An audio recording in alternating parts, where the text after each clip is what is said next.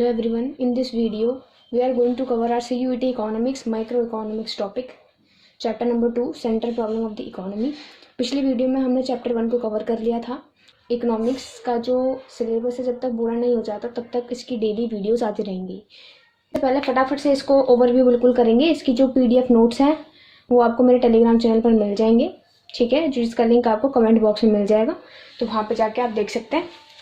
तो सबसे पहले कि central problem of the economy क्या होती है। किसी भी देश की जो इकोनॉमी है उसमें कोई ना कोई प्रॉब्लम जरूर आती है, जिसको हम क्या कहते हैं, central problem of the economy. तो इकोनॉमिक प्रॉब्लम क्या होती है, the problem regarding the allocation of the resources, ठीक है। जो हमारे रिसोर्सेज हैं, चूंकि रिसोर्सेज हमारे लिमिटेड होते हैं तो उनके एलोकेशन में हमको प्रॉब्लम आती है, तो वही हम क्या कहते हैं, इकोनॉमिक प्रॉब्लम और central problem of the economy, ठीक है।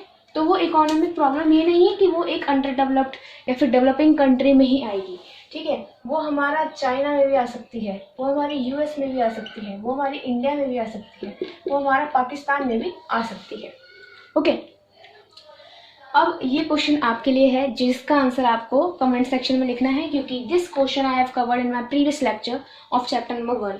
स्कार्स रिसोर्सेज के रीजन होने के क्या है, यानी कि स्कार्सिटी क्यों आती है, उसके रीजंस आपको कमेंट बॉक्स में 3 रीजंस मैंने जो आपको बताए थे एज इट इज आपको लिखने हैं कमेंट सेक्शन में, तो जरूर बताना। अब हम आते हैं 3 central problems of the economy की। कोई भी इकोनॉमी है, चाहे वो इसकी कोई भी कंट्री है, चाइना, USA, इंडिया, पाक एक्सेट्रा, कोई भी कंपनी, कोई भी हमारी कंट्री है, तो उसको हमारी 3 सेंट्रल प्रॉब्लम्स के बारे में उसको होकर गुजरना पड़ता है। तो पहली क्या होती है, वो है हमारी व्हाट टू प्रोड्यूस, दूसरी हाउ टू प्रोड्यूस, तीसरी for whom to produce. What to produce, जैसे कि नाम से ही हमको पता लग रहा है कि हमें क्या प्रोड्यूस करना चाहिए, किस टाइप के गुड्स हमें प्रोड्यूस करने चाहिए, कंज्यूमर गुड्स प्रोड्यूस करने चाहिए या फिर कैपिटल गुड्स को प्रोड्यूस करना चाहिए, ओके। तो कंज्यूमर गुड्स का मतलब वो सारे गुड्स जो कंज्यूमर डायरेक्ट कंजम्पशन कर लेते हैं, और कैपिटल गुड्स जैसे कि जिन गुड्स का इस्तेमाल कंज्यूमर गुड्स को बनाने में करा जाता है। अगर मैं इनके एग्जाम्पल लिखना चाहूँ तो इसका एग्जाम्पल हम लिख सकते हैं प्लांट एंड मशीनरी, ठीक है।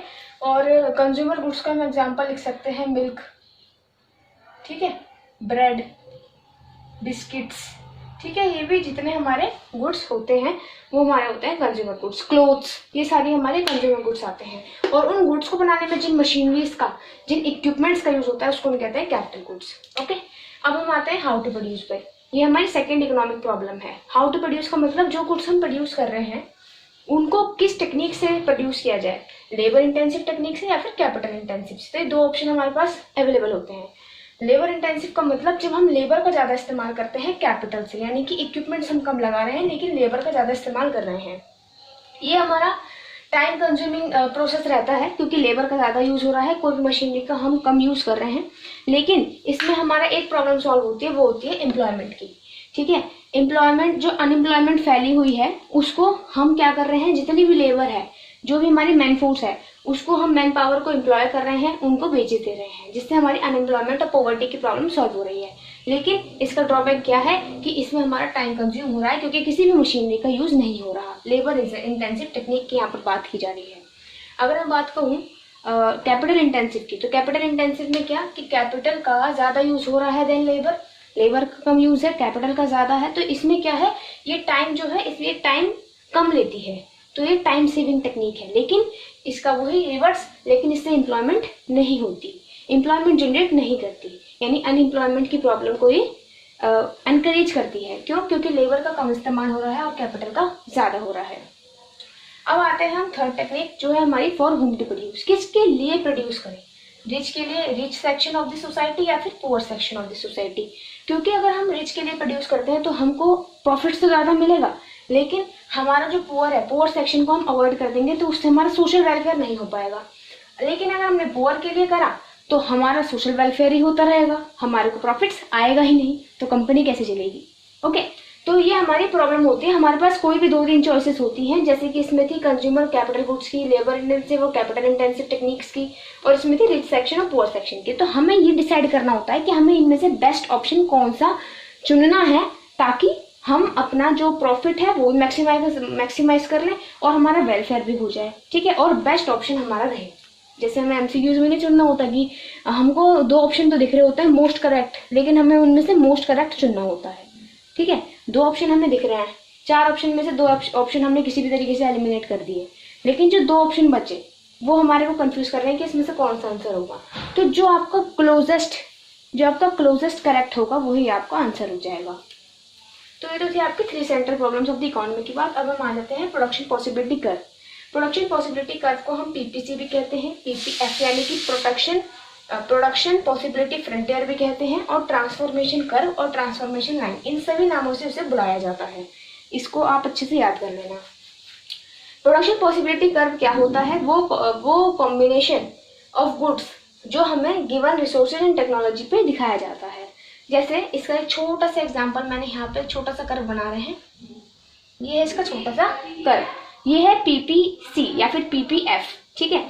ये मान लो है हमारा गुड 1 और ये है गुड 2, ठीक है, वाई एक्सिस पे। तो ये डिफरेंट पॉइंट्स होंगे, ये डिफरेंट पॉइंट्स हैं वो हमारे डिफरेंट कॉम्बिनेशंस को दिखाएंगे इन दोनों गुड्स के को, ठीक है। ट्रांसफॉर्मेशन कर्व इसे क्यों कहा जाता है? क्योंकि जब हम एक गुड्स को पा रहे हैं तो उसी के लिए दूसरे गुड को हमें सिमिलर अमाउंट से सेक्रीफाइस करना पड़ रहा है। इसके बारे में और अच्छे से पढ़ते हैं अभी। तो ये मैंने पीपीसी का एक एग्जांपल लिया है जिसमें मैंने एक हाइपोथेटिकल शेड्यूल लिया है गुड 1 एंड गुड 2 का, और ये जो कर्व है ये गुड 1 एंड गुड 2 के कॉम्बिनेशन को दिखा रहा है with the given resources and technology. तो गुड 1 जगह अगर हम एक भी यूनिट गुड 1 की कंज्यूम नहीं करते हैं तो हम गुड 2 की 60 यूनिट्स को कंज्यूम कर लेते हैं। ऐसे ही जब हम गुड 1 की 20 यूनिट्स को कंज्यूम कर रहे हैं तो गुड 2 की 50, ऐसे ही 30 एंड 40 एंड 0। तो इसी की हेल्प से मैंने क्या बनाया, एक प्रोडक्शन पॉसिबिलिटी कर्व बनाया। तो जैसे जो हमें दिखाता है कि जब हमारा गुड 1 0 कंज्यूम हो रहा है तब हमारा गुड 2 60 कंज्यूम हो रहा है। गुड 2 हमारे वाई एक्सिस पे है, गुड 1 हमारा एक्स एक्सिस पे है। तो ये जो है वो हमारा ये बताता है कि डिफरेंट पॉइंट्स जो हैं with the given resources and technology हमारे कितना जो कॉम्बिनेशन है इन 2 गुड्स का बन पा रहा है। तो इससे हमारी इसकी प्रॉपर्टी बनती है। पहली होती है प्रोडक्शन पॉसिबिलिटी की प्रॉपर्टी कि वो डाउनवर्ड स्लोपिंग होता है। डाउनवर्ड स्लोप क्यों कर रहा है कि अगर हम एक यूनिट की कंजम्पशन ज़्यादा कर रहे हैं, एक गुड की कंजम्पशन ज़्यादा कर रहे हैं, तो हमें दूसरे गुड को उतना हमारा सेक्रीफाइस करना पड़ रहा है, ठीक है। जैसे अगर मैंने गुड 2 की 60 कंजम्पशन कर ली तो मुझे गुड 1 को एक भी यूनिट में कंज्यूम नहीं कर सकती। ऐसे अगर मैंने गुड 2 की 50 कर ली तो मुझे गुड 2 की हमें 20 करनी पड़ेगी, ठीक है। तो यहाँ पर हमारा ये जो है वो ये चल रहा है कि एक को पाने के लिए हमें दूसरे को तो खोना जरूर पड़ेगा। तो इसलिए उसका जो है वो डाउनवर्ड स्लोपिंग होता है, इसलिए उसको हम क्या कहते हैं, ट्रांसफॉर्मेशन लाइन या फिर ट्रांसफॉर्मेशन कर्व भी कहा जाता है, ठीक है। और दूसरा इसका जो प्रॉपर्टी रहती है वो ये रहती है कि कॉनकेव है, concave at the origin. Concave at the origin हमारा क्या है, क्यों होता है, due to increasing marginal opportunity cost, क्योंकि हमारी मार्जिनल अपॉर्चुनिटी कॉस्ट जो है वो इंक्रीज हो रही होती है इस वजह से। अभी अपॉर्चुनिटी कॉस्ट का कॉन्सेप्ट हम अभी ही कवर करने वाले हैं। अपॉर्चुनिटी कॉस्ट का मतलब है the cost of next best alternative for one. जैसे अगर मैं कहूँ ये मैं हूँ, एक इंडिविजुअल हूँ कनन, ठीक है, तो ये मैंने अपने आप को सिंबॉलिक कर दिया है। मेरे पास 3 जॉब ऑफर्स आते हैं, तो पहला मेरे को 10,000 रुपये महीना दे रहा है, दूसरा 15,000 रुपये महीना, तीसरा हमारा 20,000 रुपये महीना। तो मेरे लिए ऑफकोर्स ही बात है जो मुझे सबसे ज़्यादा पे करेगा वही मेरे लिए बेस्ट होगा। तो मेरे लिए बेस्ट क्या हो गया, 20,000। लेकिन नेक्स्ट बेस्ट क्या था, अगर मेरे को 20,000 नहीं मिलता तो मेरे लिए जो प्रेफरेबल चॉइस होती है तो वो क्या होती है, इन दोनों में से ऑफकोर्स यही होती। तो ये हमारा क्योंकि 15,000 है, 15,000 10,000 से तो ज़्यादा होता है।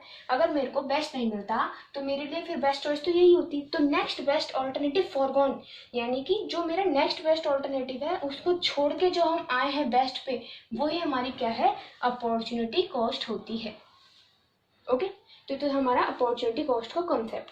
ये मार्जिनल अपॉर्चुनिटी कॉस्ट का मतलब एडिशनल अपॉर्चुनिटी कॉस्ट, ठीक है। तो ये तो था हमारा चैप्टर 2 के बारे में जो हमने कवर करा। तो होपफुली आपको ये समझ में आया होगा।